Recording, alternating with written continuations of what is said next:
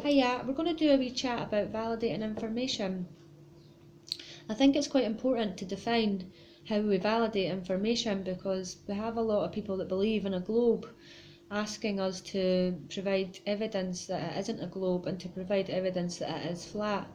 And then when you do that, they reject that and they actually slander you and say things like you're a fraud and stuff like that without any evidence for their claim that you're a fraud, or evidence for their claim that you're lying. So I just wanted to chat about that. So validating information, that looks quite differently to people that believe in a globe to people that question that narrative. Validating information is quite a different process to the two types of people, so I thought we could separate them for a moment. The validating information for somebody that questions a globe will look a lot more extensive than somebody that believes it. So for somebody that's questioning it, there'll be a process they have to go through, a thinking process and a physical process. The thinking process will look like observation, thinking, who, what, where, when, why, and the judgment after that. The actual physical experiment will need to be conducted afterwards, just to validate the information, just to, whatever information it is that you're validating, you need to represent that claim in this reality and you need to test that, observe it and repeat it. It's quite a systematic method for obtaining certainty. It's really a valuable tool for children. The globe side, people that are deeply believing it's a globe, I'm not sure of their method. I believe it's to appeal to authority, use fallacious reason, sophism, and generally ridicule people. I don't see anything outside of that. I don't actually see a method they've got other than the appeal to science, even the word science.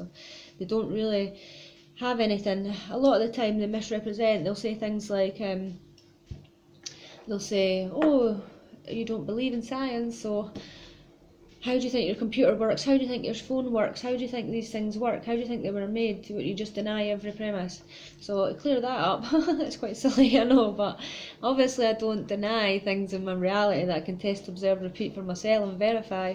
If a claim's made regarding my phone and how it works by my manufacturer and I question that claim, I'm quite able to here in this reality test it and to verify the claim using the method that I've explained. So of course, I do believe in science, real science, the tested, observed, repeated kind, the things in substance-based here in our reality, the things we use every day. The things I do question, things I don't believe in, are things I can't apply that method to. So there is invisible forces in the world. There's things that can't be observed, but can definitely still be tested under the scientific method. And I wouldn't go around testing everything and question the validity of it unless there was a reason to, like there was a doubt in my mind, something presented that made me question it. So yeah, when people are commenting saying things like that, why are you not questioning the validity of a phone or a computer? I find that really silly and patronising, because you're not thinking properly. You're not, just because someone's questioned the validity of a globe that has nothing here in reality it shows to be true other than a picture, doesn't mean they dismiss everything in reality. That's a really silly, naive way of thinking about things. So it's hard to argue with somebody or have a reasonable, sorry, I say argue, but what I really mean is have a reasonable discussion with somebody that thinks like that, yeah? So I just wanted to say that really weirded me out. So we've got that people that are questioning a globe, their method to obtain certainty is quite systematic. It's a thinking process and a scientific method based in this reality actually doing it. And for people that believe deeply in a globe, they would be using appeal to authority, appeal to history, just appeal to fallacies basically. They wouldn't be able to demonstrate it in this reality, any of the claims that are being claimed.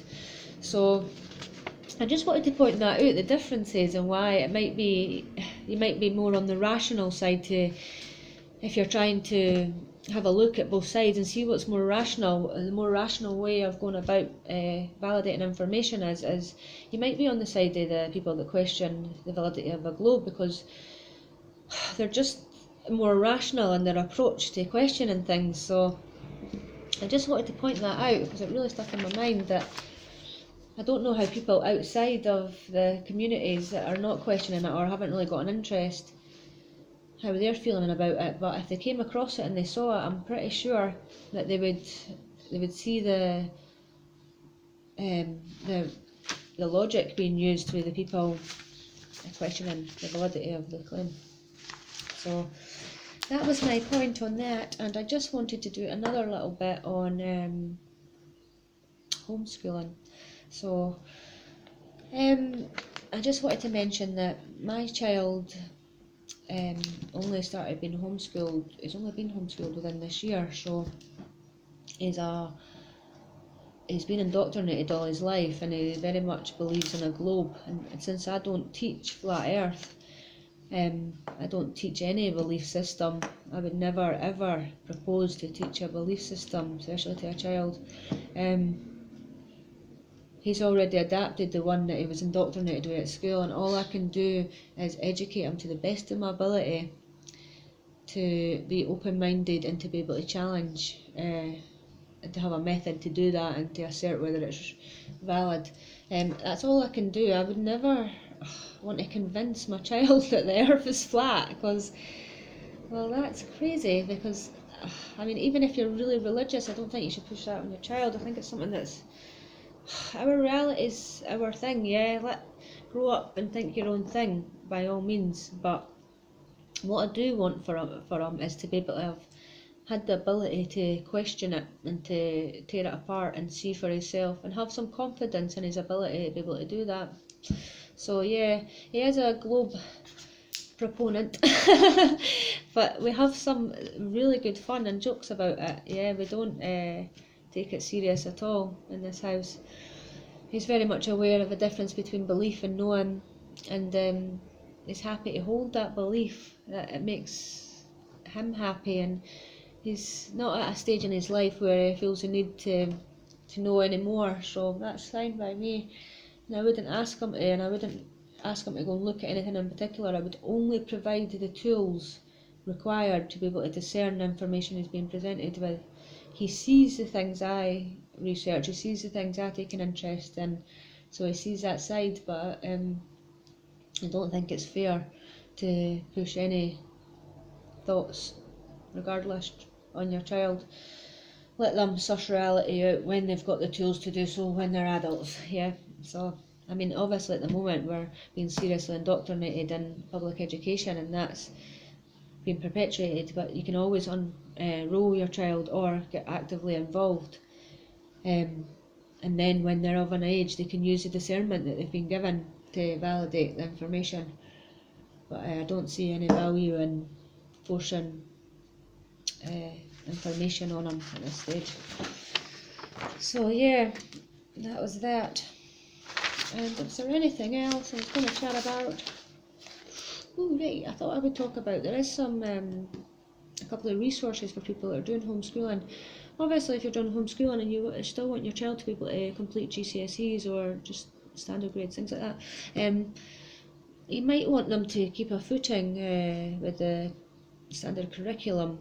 So there's things like primary resources, Tumble. They're like little websites that you can go on, and you've got like math games and things that'll keep their minds ticking over about division, multiplication, double digit multiplication, stuff like that. So that'll be useful. Also, I wanted to mention that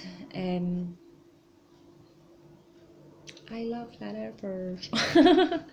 They're the best. The reason I say that is because it's such a mind exercise. It's such a stretch of the mind to be able to chat with people about flat Earth, because I guess prior to my adulthood I was very much rigid in my thinking, and having the ability to question things and go deep and really think and not be limited to all the presuppositions I've made before or the things that I've assumed to be true, it really opens me up to being able to be able to have these mind thoughts and really contemplate my reality. So I'm grateful for flat Earth. So I'm every day I think, oh, that's, wonder where I would be if I hadn't opened my mind that day and allowed that information to be processed and contemplate it. So I think for a lot of people that believe it's a globe, they just need to let their mind open and contemplate the information. Okay, thanks. Bye.